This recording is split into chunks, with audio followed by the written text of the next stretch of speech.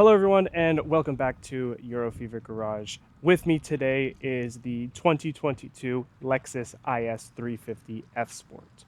Now this car is very near and dear to my heart, more so the brand than this model in particular, but a little bit of history in my car ownership. When I was first learning to drive, my first car was a 2012 Toyota Camry. It was base spec, LE, four-cylinder, 2.5 liter, naturally aspirated, CVT transmission, fabric seats. The most luxurious thing on that car was the Bluetooth. But it was my first car. It was mine. Not only was it mine, but it was also my brother's and my sister's first car, and it was handed down to us by our grandmother. So when we first got it at about 15,000 miles, we finished off around 75, and so those 50,000 miles owning that car, it was a really eye-opening experience as a car enthusiast. It made me realize that you don't have to go chasing crazy amounts of power. You don't have to be number one in everything. You just have to be the best at what you do. And Lexus takes that methodology to the extreme because that is what their brand is sort of been driven by, and that is something called Kaizen. I did, during my college studies, a couple of case studies on Lexus and Toyota, and they pioneered a few different methodologies. One in particular is called the just-in-time method, where essentially they just try to get everything lined up as efficiently as possible so that everything is ready right away when it is needed. It saves a lot of time and keeps things efficient when you are building stuff at scale. But going back to Kaizen, that is more of a mindset rather than a method. And while I'm not a culture studies expert nor an expert in Japanese culture, Kaizen is very important to the Japanese people because they constantly are iterating and making things more efficient, better, and building upon a base that has already been established as successful. And, in an island that has to focus on resource preservation and a place that doesn't necessarily have the most abundant natural resources, working on something that's already doing well for you, constantly improving it just makes it more efficient. And so that goes back to what Lexus is all about. And that's, look, we have a car that's been around since 2011, and we are now entering 2026 with the third refresh of this model. The 2022 model year is the first year after the second refresh. So 21 was when they introduced this style, updated the front fascia, added a updated infotainment screen, and a few other bits and bobs we'll get into today. But with that, let's hop straight into the car and a little bit about it.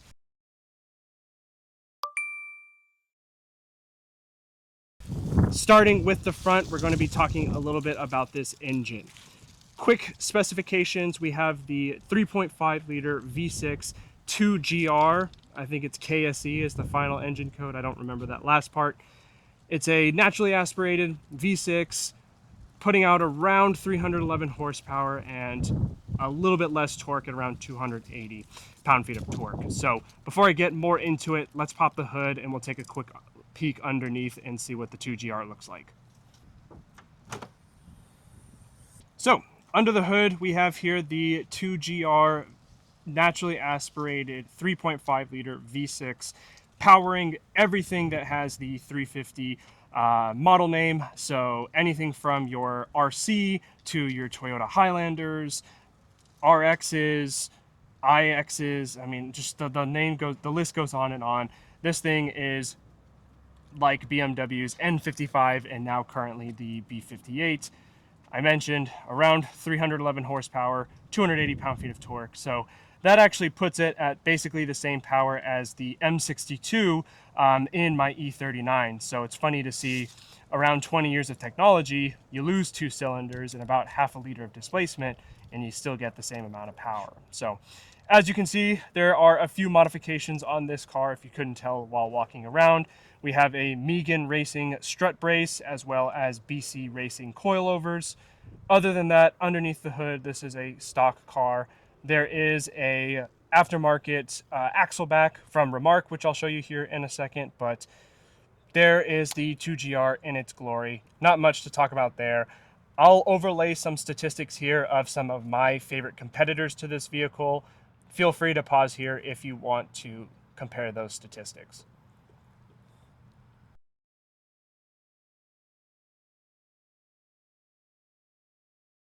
So with that out of the way, let's move on to the inside and talk about some of the features inside the cabin.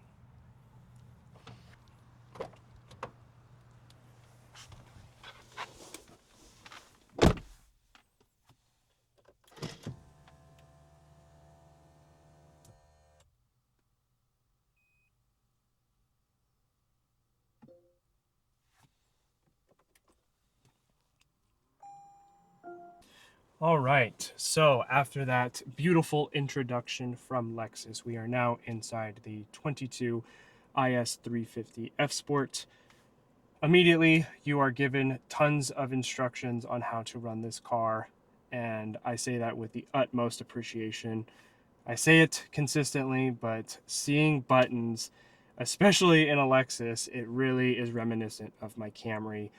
I think even the adaptive cruise, or at least in this case, the cruise control switch, is the same from my Camry from 10 years ago. But again, if it works, don't break it, right?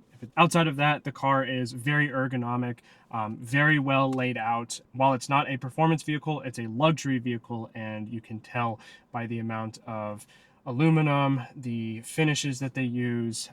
It's a very, very nice cabin to be in. I am a huge, huge fan of this two-tone white and black interior, or kind of more of a charcoal, very deep gray color.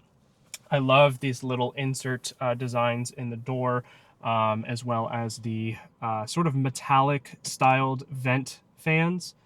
Even though they're not the same here, the quality is just fantastic. The bearing inside of that and the volume knob feels so good. The resistance there, it's not notchy, it's smooth. We even have a Lexus timepiece here.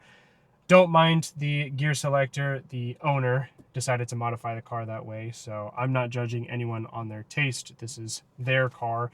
But continuing down here, we have all the buttons for climate control, as well as your heated, ventilated, and heated steering wheel.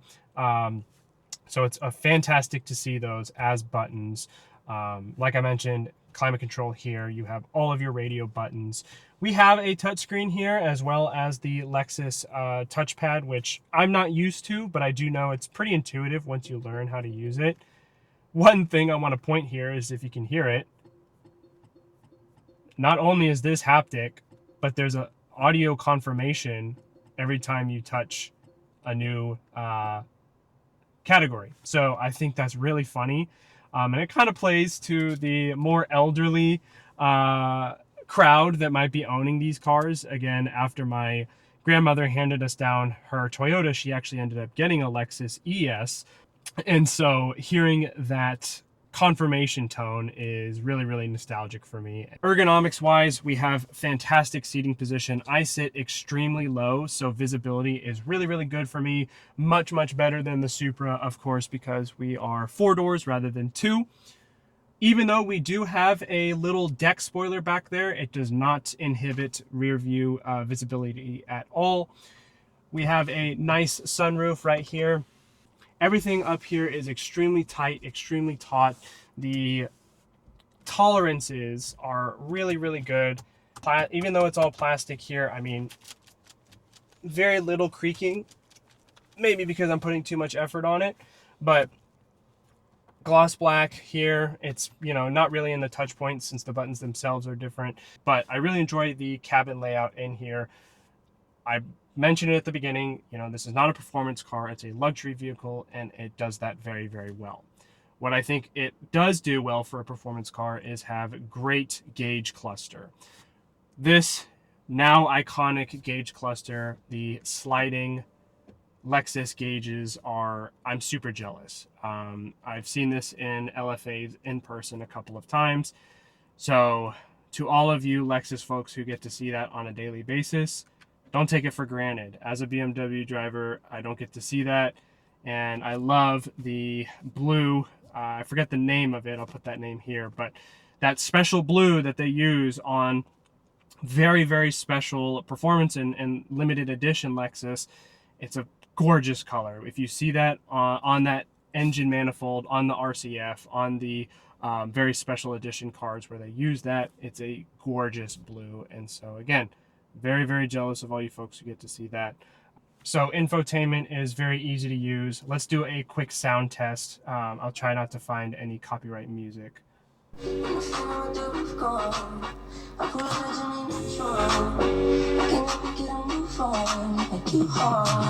So yeah, audio system sounds really good. It's very front heavy, so you can obviously balance that out if you want to send it more to the rear. So with that, everything looks good. It feels good. Let's see what it sounds like, and we'll take it out on the road.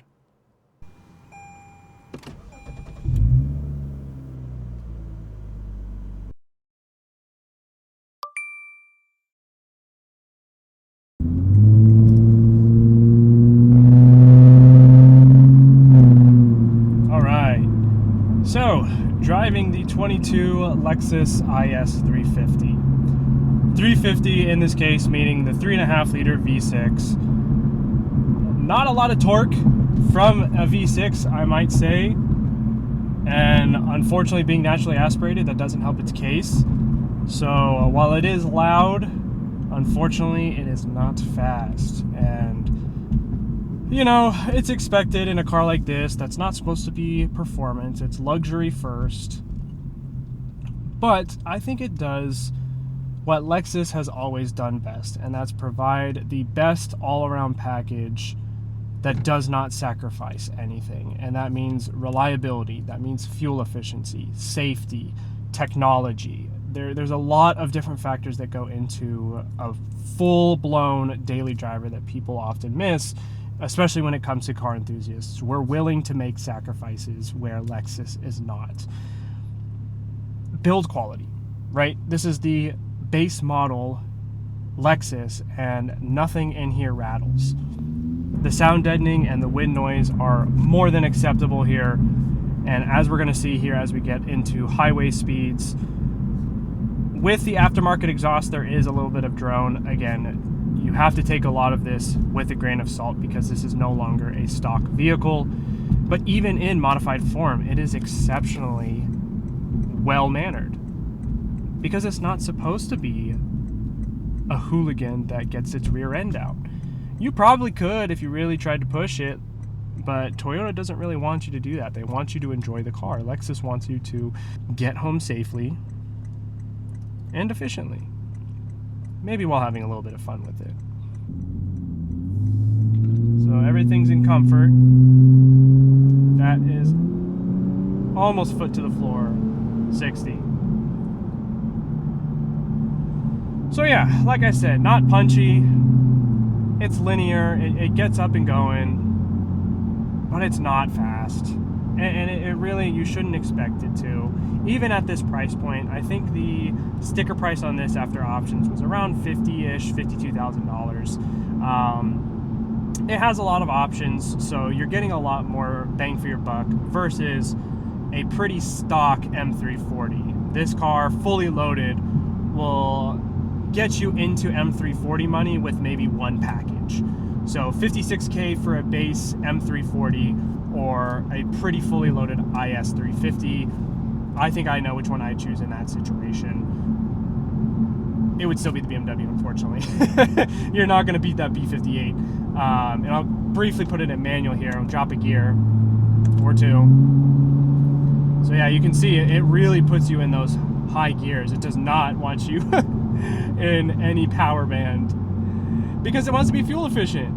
The owner of this car doesn't drive it too much. That's why the average MPGs are a little bit low. But even then, naturally aspirated V6s are not efficient. Case in point, the VQs in the Infinities, Q50 and older, those things average barely 22 miles to the gallon on the highway. So I think this one's rated for 28 in the highway and combined around 24. And that's pretty okay. It's about middle of the pack. I know the B58, I can get 30, 32 miles to the gallon very easily. And so that's why I'm not really worried. I think this car can also take regular gas, which is a lot cheaper. So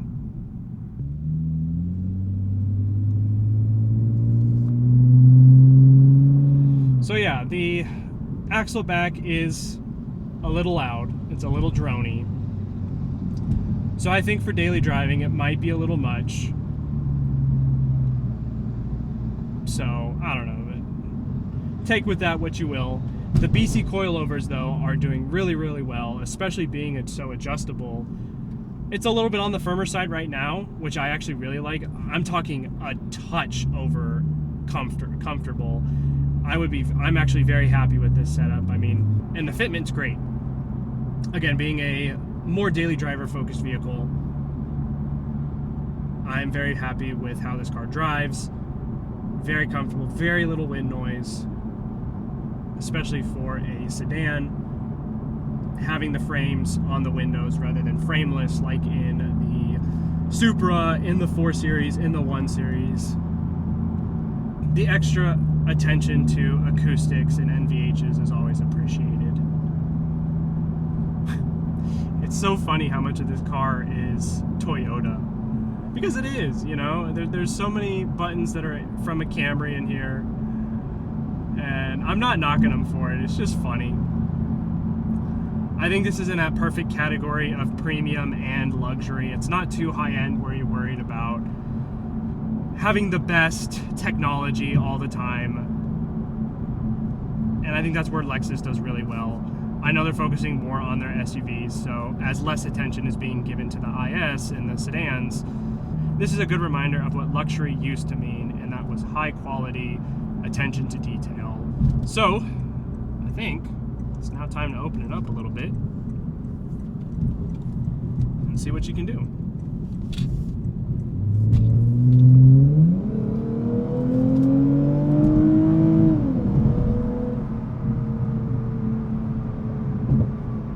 Okay, a little bit of pep.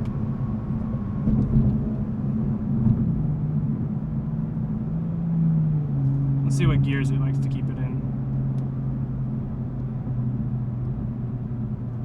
Alright, yeah, it's keeping it a lot lower.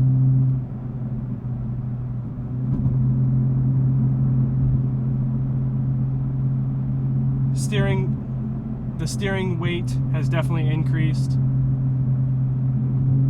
Not nearly as overboosted as in the Supra, like I had mentioned. The steering weight has increased a little bit, but not nearly to the extent of that Supra we reviewed last time. Much more bearable.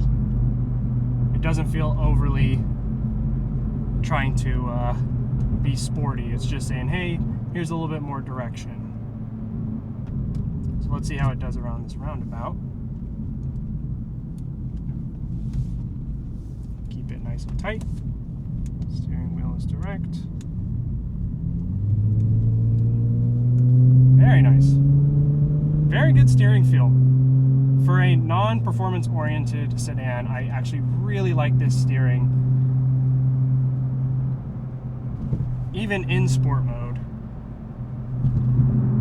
It feels great.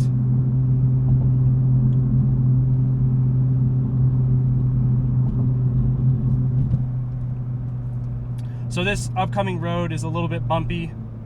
In the Supra, it was extremely rough, so let's see how the Lexus does. Definitely handling a little bit better. Much less hoppy. It's a little bit more planted.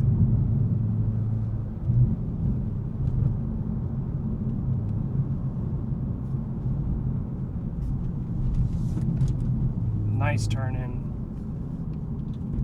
So while this isn't necessarily a B road, there are some nice curves. And so far, the car is giving me good feedback. I know where their wheels are going, albeit a little less precise than what I'm used to. It leaves me wanting a little bit more.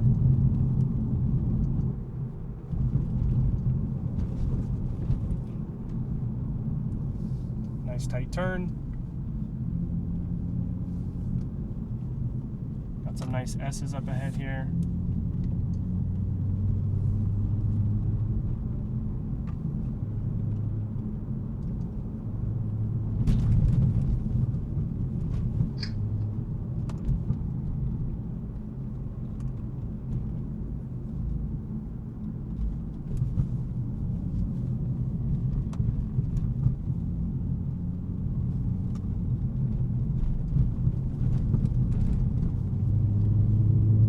too bad. Bumps were doing good.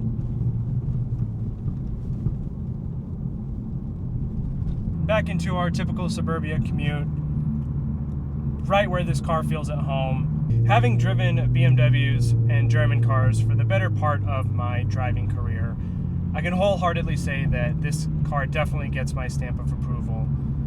Even in modified form, I really enjoy the layout of the interior. It's simple, it's understated, it's subtle, and it's functional. I mean, it's what it's there to do. It's saying, hey, here are your buttons, and I don't want any fuss about it, especially in a daily driver that I just want to know where my climate controls are. I just want to know where my heated seats are. And it's so frustrating today trying to find that good balance.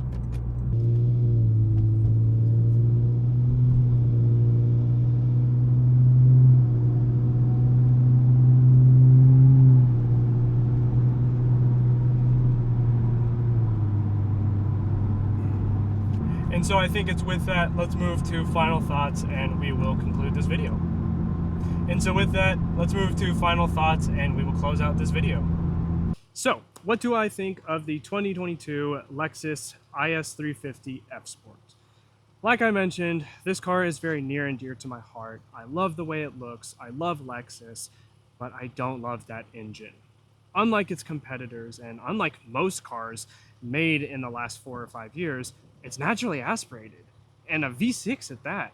And you just don't really see that outside of maybe some American cars. And so while yes, the 500 gives you a little bit of that power back, it's still not super competitive to its German counterparts, only in terms of driving characteristics. So again, if you don't care about that 100%, the IS is going to be the best option that takes everything that's good about Toyota, about Lexus, and it combines it to make what Japan would put out if it was a German sedan. And so I think with that context, yes, buy this car. They are so affordable, whether you get a 350 or even a 500. The 500s do have a big premium over the V6s because they are more limited, they are more powerful, a lot more options. And so if you want that V8, you're going to lose out on a little bit more efficiency. It's going to be heavier up front.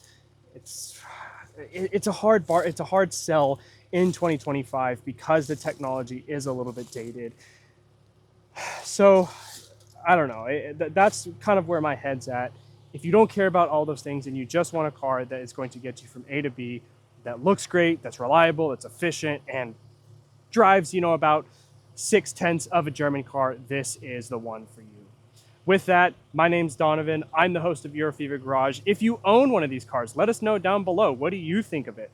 Are my comments completely wrong? Do you agree with my sentiment? Would be curious to know. Other than that, if you want to check out some of our other POV drives, you can check those out here. Don't forget to subscribe. You can press that here.